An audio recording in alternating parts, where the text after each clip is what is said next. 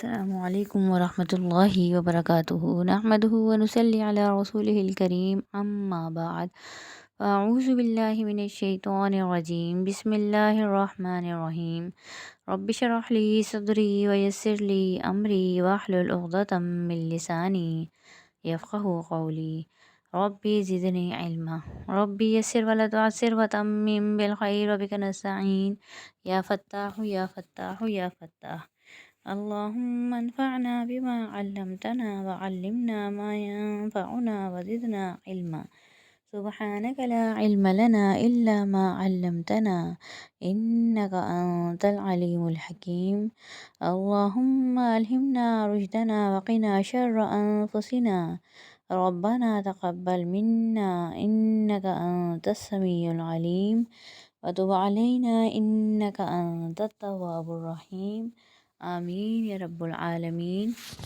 آج ہماری اگلی تختی ہے اقلاب کی تختی۔ نون ساکن اور تنوین کا تیسرا قاعدہ اقلاب ہے۔ پہلے دو قاعدے ہم پڑھ چکے ہیں، یعنی اظہار کا قاعدہ اور ادغام کا قاعدہ۔ آج ہم اقلاب کے قاعدے کو تفصیل سے پڑھیں گے۔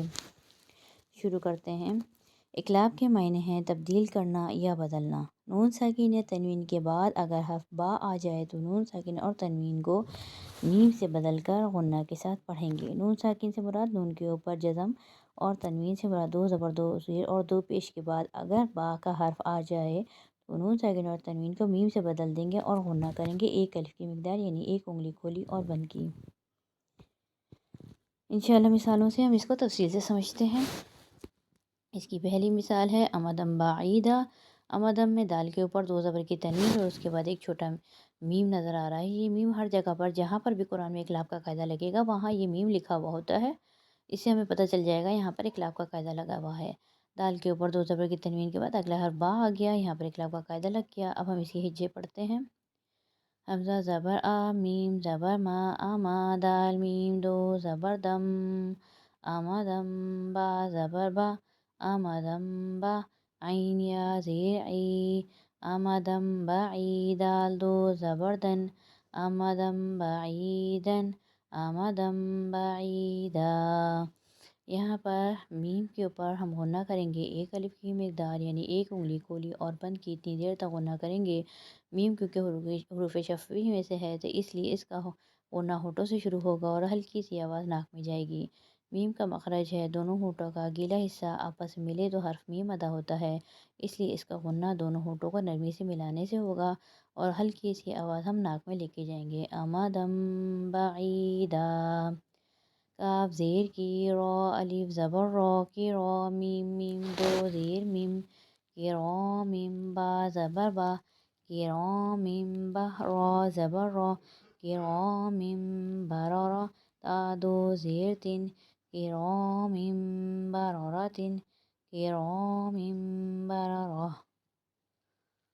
سین زبر سا، میم یا زیر می، سمی عین میم دو پیش ام، سمیع با زبر با، سمیع با صاد یا زیر صی، سمیع بصیر دو پیش رن، سمیع بصیر، سمیع بصیر۔ میم میم میم میم زیر میم با یا زبر بئی، میم بئی نون صاد زیر نس، میم بئی نس صاد لام پیش سل، میم بئی نس سل با زیر بی، میم بئی نس صلبی، میم بئی نس صلب۔ میم میم زبر مم با زبر با، مم با خا زیر خی، مم بخی لام زبر لا، مم بخلا، مم بخل۔ لام زبر لا یا نون یا میم پیش یم، لا یم با زبر با، لا یم با زال نون زبر زن، لا یم بزن نون زبر نا، لا یم بزن، لا یم بزن۔